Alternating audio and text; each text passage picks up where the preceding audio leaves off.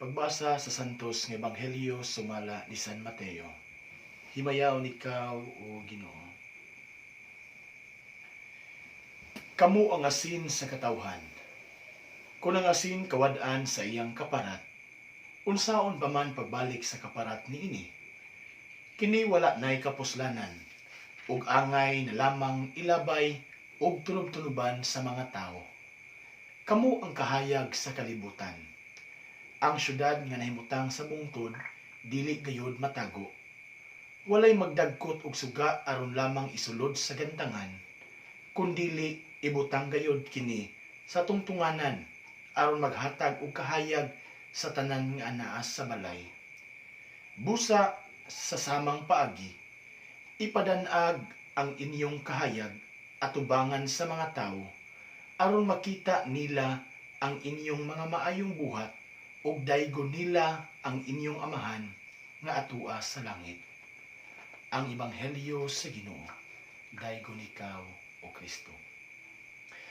Mga igsuon, maayong adlawng Domingo kanatong tanan ug welcome sa tong channel Tambag ni Kuya I. Mga igsuon, tuguti ako sa pagpaambit og jutay kabahin sa atong Ebanghelyo karon. Duha ka anuluhiya ang gihatag sa Ginoo. Una, kita mao ang asin. Ikaduha, mao ang kahayag.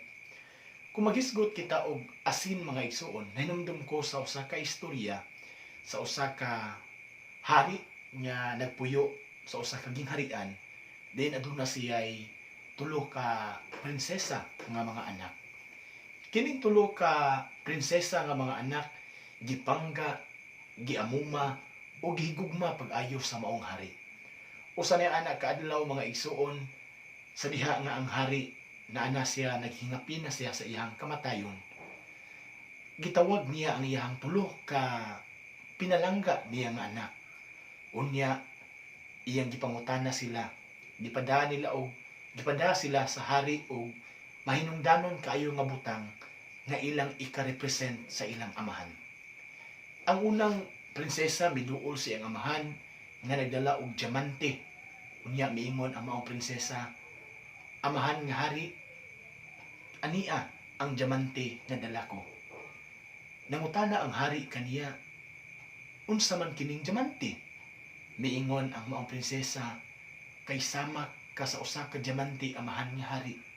Misilaw ka, sama ka kabilihon ni ining maong diamante. Nalipay pag-ayo ang maong hari, unya iyang gihatagan og katunga sa iyang gingharian ang maong nga prinsesa.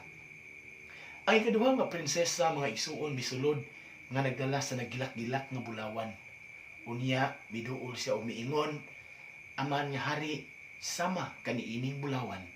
Kung unsa kabililhon ang bulawan, mausab kakabililhon sa akong kinabuhi. Nalipay kaayo ang hari mga igsuon ug iyang gihatag ang uban niyang mga katigayunan ngadto sa ikaduhang anak nga prinsesa. Ug ang ikatulo mga igsuon nga misulod mao ang ikatulo o kinamanghuran nga prinsesa nga nagdala og asin. Sa wala pa siya musulod mga igsuon, daw mitulo ang iyang mga luha tungod sa iyang hilabihan kadako nga gugma ngadto sa iyang amahan. Apan mga igsuon sa diha nga misulod siya, nahinangop ug nalipay na unta kayo ang hari apan sa pagkakita niya nga ang iyang anak nagdala og asin, wala niya kini pahumana og istorya. Hinuon iya kining gihinganlan tungod sa iyang kaguol. Miingon ang hari, sa tanan nga akong gibuhat kanimo, asin gali ay ako para nimo. Busa sukad karon layas ni akong gingharian ug dili ka na nako ilhon nga akong anak. Wala niya pa-explain na ang mao nga prinsesa. Mao na nga mihigo na lang mihilak ang maong prinsesa ug milakaw gawas sa gingharian. Mga igsuon, miabot ang mga pipila ka mga bulan ug ang maong hari milungtad pa og mga pipila usab ka bulan, wala pa kini mamatay. Adunay usa ka kan-anan nga nahimong bantugan kaayo na ila sa tibuok kalibutan. Ug buot sa hari nga gusto siyang musinati sa maong pagkaon kung unsa gayud kalami ang pagkaon nga tuwa dito. Bibiyahe siya gikan sa ilang gingharian. Ug sa diha nga nahiabot na ang hari, nahikugang pag-ayo ang maong kan-anan nga nahimong bantugan tungod kay ang hari miadto man og mukaon ngadto kanila. Apan sa wala damha mga igsuon, ang maong gingharian nahimong bantugan tungod di ay sa iyang anak nga mao ang prinsesa. Pagkasayod sa maong prinsesa nga iyang amahan nga hari mao ang tuwa didto, siya mao ang nangunay sa pagluto sa mga pagkaon. Nagkahinam-hinam na ang hari aron motilaw sa lamian kay nga pagkaon. Apan mga igsuon, sa dakong kadismaya sa pagkaon niya sa mga pagkaon, dawa siya ganahi sa lasa. Nasuko ang maong hari kay nganong nahimong bantugan ang maong dapit nga wa man lami ang mga pagkaon niini. Busa iyang gipatawag kung kinsa katong tigluto sa maong pagkaon kay buot niyang pahamtangan ug silot. Apan sa dako niyang katingala kay ang nagluto di ay ang iyang anak. Unya miingon na usab ang hari, pagkawa gayoy nimoy ayo. Human kun imo gikumpara sa asin karon, ikaw di ay ang nagluto no sa niining walay lami nga mga pagkaon. Apan ang prinsesa miingon, amahan nga hari, tinuod ang pagkaon walay lasa. Kana tungod kay wala kini asin. Mahal nga hari, ikaw ang akong asin tungod kay ikaw mao'y naghatag og kalami sa akong kinabuhi. Diha nasabtan sa maong hari kung unsa di ay kabililhon ng asin.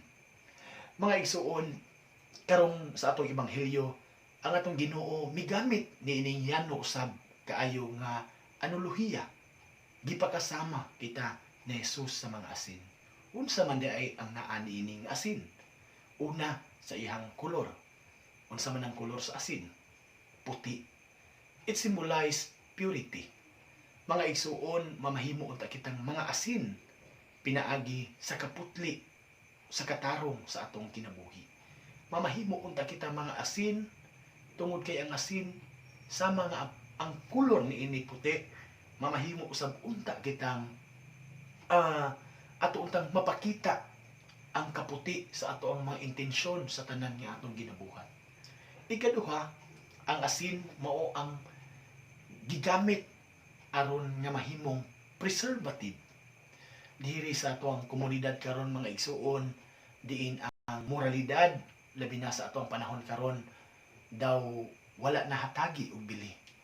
Mga igsuon, mahimo unta kitang tigpreserbar sa mga kaayo labi na gayud sa Kristyanidad nga dili unta mawa ang mga maayo nga mga hiyas isip usa ka Kristiyano.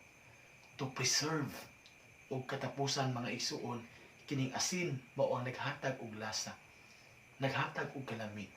Pangutan-a ang imong kaugalingon, diha ba sa atong komunidad nakahatag ba bata og lami sa ato ang mga tawo nga naa sa atong palibot? Nahimo bang nindot ilang kinabuhi tungod nato? Ikaduha mga igsuon, si Jesus naghulagway kanato, kamo ang kahayag sa katawhan. Apan ang pangutana mga igsuon, nahimo ba kitang kahayag ngadto sa uban? Adunay usa ka philosophical nga saying nga nag-ingon, it's better to light a candle than to curse darkness. Mga igsuon, niining mangit-ngit nga katilingban nga atong gipuy-an karon, gumikan sa pagpakasala, gumikan sa mga immoralidad. Dili unta kita musunod sa mao nga gimbuhaton. Dili unta kita nga may sama usab sa uban nga mahimong mga immoral. Kundili tubag unta kita sa hagit ni Kristo nga mamahimong kahayag. Apan sa unsa man nga paagi, adunay ginaingon, go against the current. Kini bang ato ang panahon karon? Kung tungod ba kay ang mga fake news, ang mga bakak, mao ang sagad nga gibuhat sa daghan, ato bang himuon na ulang usab ang atong kaugalingon nga mga bakakon? O mulayas na lang kita ni anang mga bakak na nasa atong katalingban? Diya sa Roma 12:21 nag-ingon, conquer evil with good deeds. Pakigbatukan nato kining dautan mga igsuon pinaagi sa mga maayong buhat.